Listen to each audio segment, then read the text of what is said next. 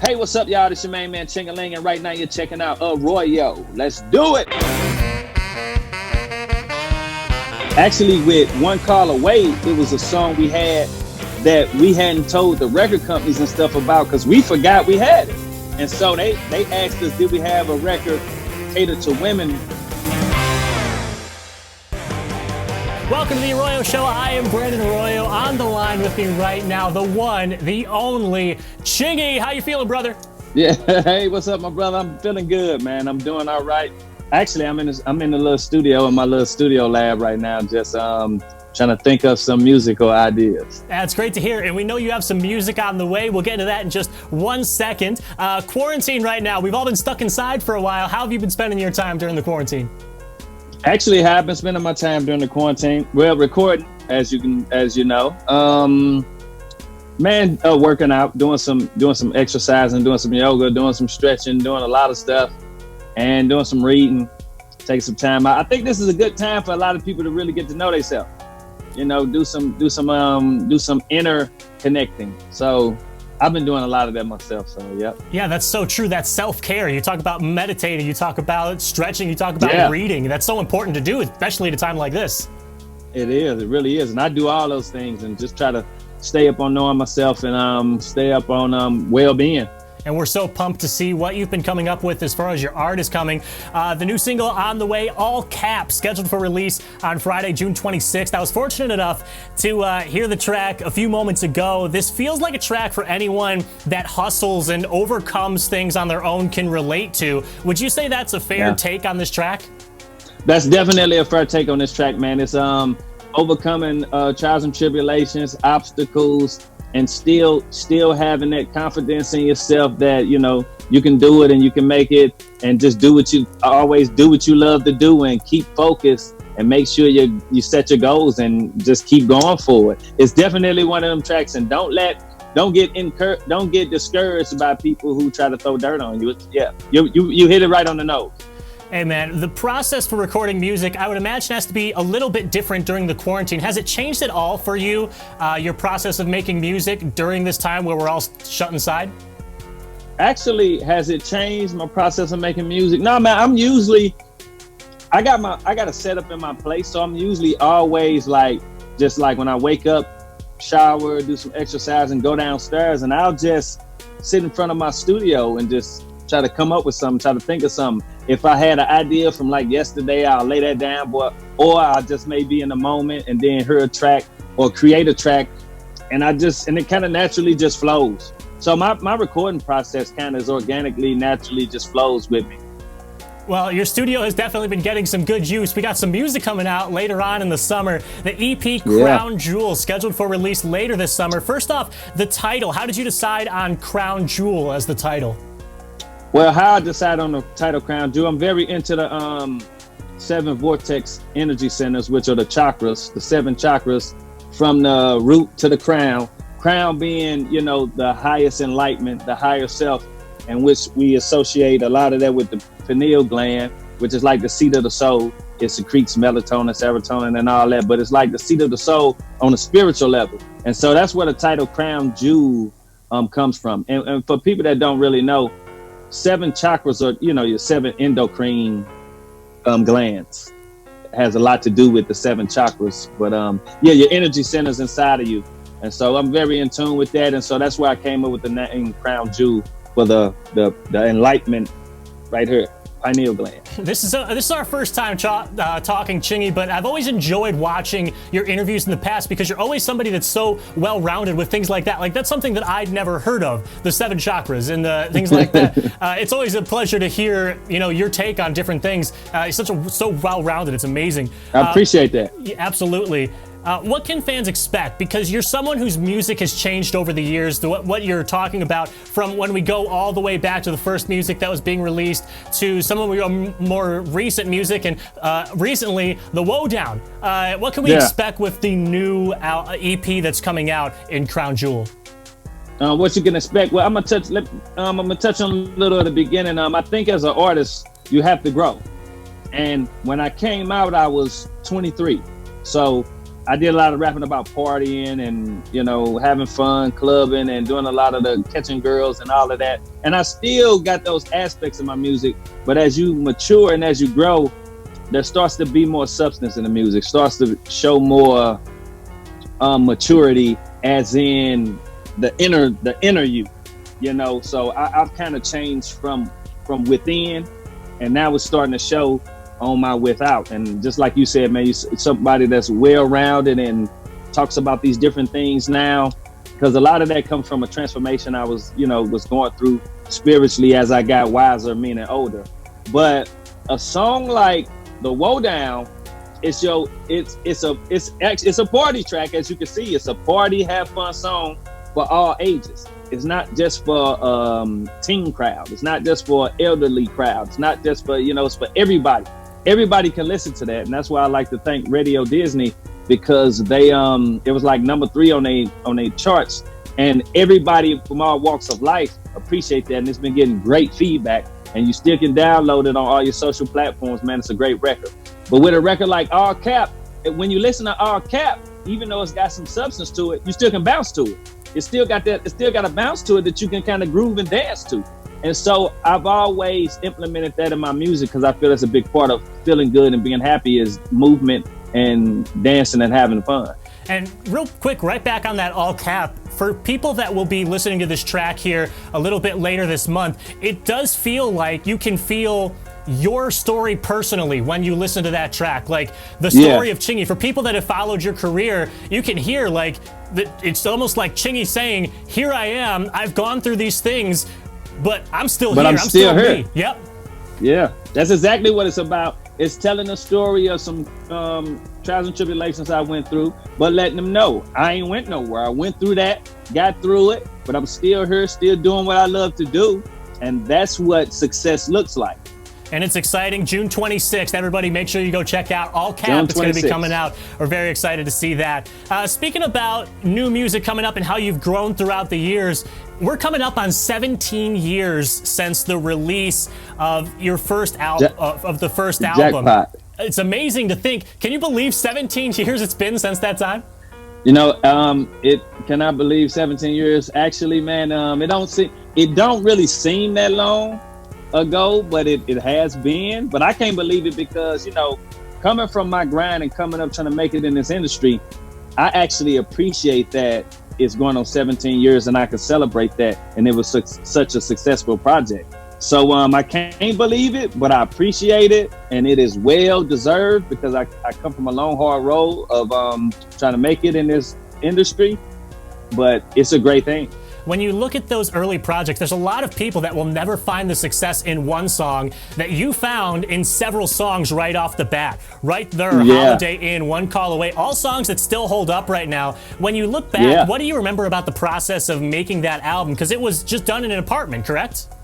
Yeah. When I look back on the process of creating the album, with me and the track stars, who were the producers, we just organically was sitting in this apartment, just making music, doing what we love to do best.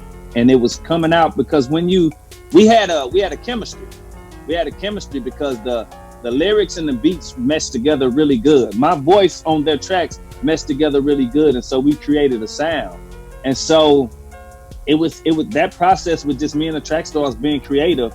It just kind of created a world-changing view on music coming from St. Louis. We talk about that early music, and even early in your career, you appeared to be one of those artists that really had that exceptional level of being self-aware, as in like the level of your work ethic and knowledge of what it would take to separate yourself from the music industry, within the music industry. Where did that work ethic come from at such an early stage? Where that work ethic came from at an early stage? Well, I started writing my own music like at 6 or 7. I started getting in the studio around 9 and 10 years old. It was something I really was passionate about. So that work ethic came from me. It came from my drive to really want to do it. Like it's, in early stages of growing up, when some kids don't know what they want to be when they 6, 7, 8, 9, 10, 11. It takes some kids to get in their late teens to understand what they want to be in life. I already understood what I wanted to be in like when I was 6. So from 6 up until now, I've strived and put drive into being that. And so that work ethic comes organically with me really wanting to do music and prosper. And that's amazing. It's something that a lot of people, I think, should look at, because anybody can go out and complete, one track and have it be a hit. But for someone to have a career like you, where you had multiple tracks that have come out still in the industry right now to this day, that work ethic, I think, is something that people can learn from. Would you say that that's fair? Yeah, that's definitely fair. I think people can learn from that. Because see, here's one thing about it. I still put music out. I still enjoy it like I enjoyed it back then. Of course, you had your times where you got your ups and downs, but it's nothing else in the world I ever wanted to be than a musician, than an artist. You know what I mean? So it's just like then. I'm still passionate and compassionate about it right now to this day. I remember hearing at one point that when you had finished One Call Away, that track you didn't originally see as one of the singles that you were going to feature that could be one that blew up like that. When you finished Right Thurr, when that finished, did you know right away that was going to be one that popped up? Actually, did I know right away? No, we didn't really know right away. We knew the music was good. We knew the music sounded great, and we knew it was unique. But actually, with One Call Away, it was a song we had that we hadn't told the record companies and stuff about, because we forgot we had it. And so they asked us, did we have a record catered to women, kind of more catered to women?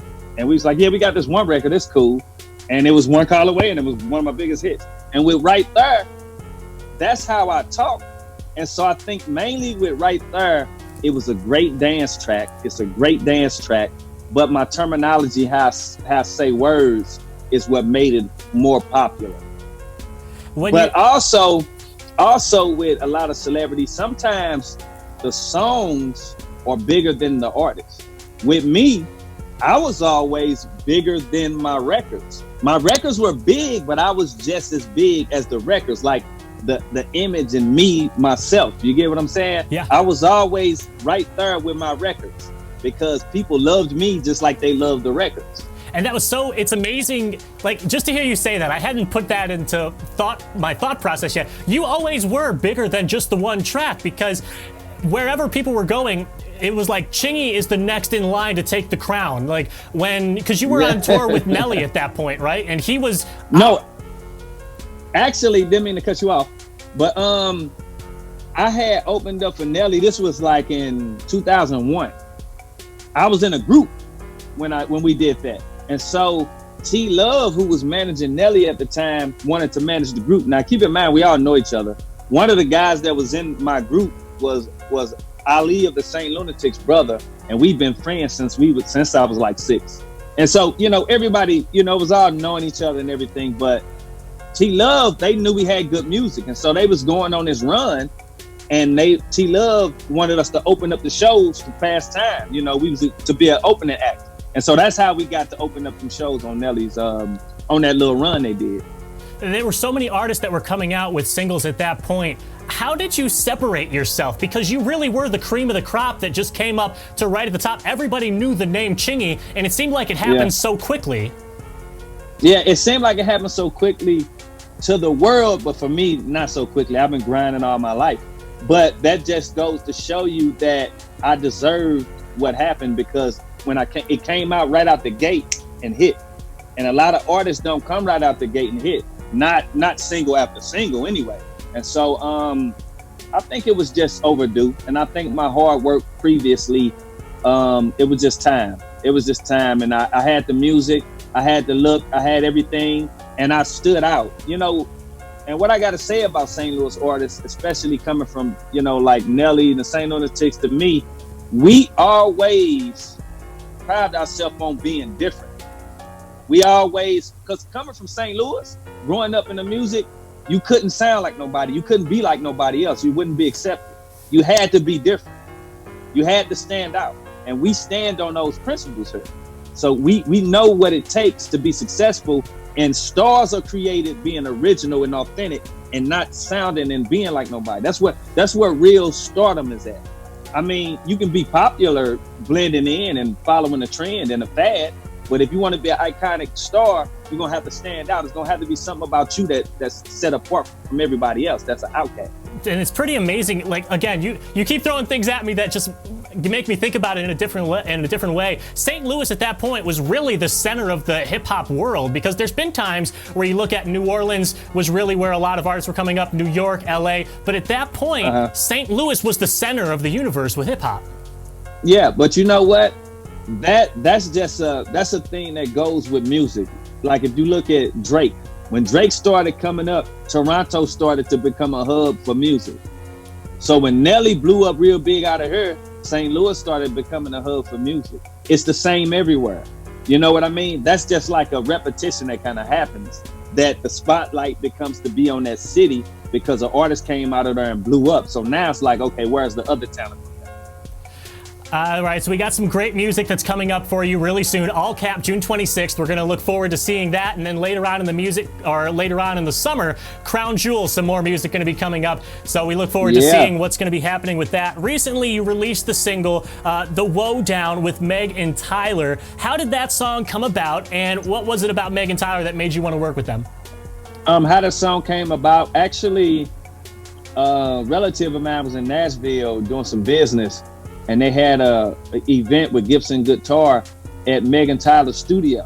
So a young lady told Megan Tyler that I was cousins with a guy that was at the event. And so Megan Tyler approached him. And then my cousin told me and thought it was a good idea to go out and vibe with Megan Tyler. And so that's what we did.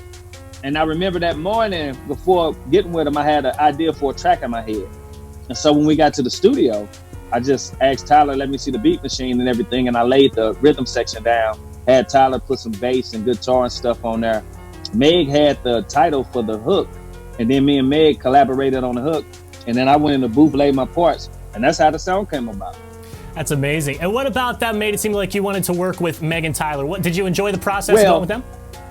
Process is great. Megan is a great soulful voice. Tyler is multi-talented with playing guitar, instruments, bass, and everything, and he can sing. They're just a great duo. They're great separate as well, you know, very talented individuals. And so it kind of just all went together. Chingy, thank you so much for giving us some of your time today. It's always a privilege to hear you speak and hear exactly what you have going on. So thank you so much for your time, brother. Hey, man, anytime, and I appreciate it, man. Anytime you need me, just holler, and I'm there. I'll be there.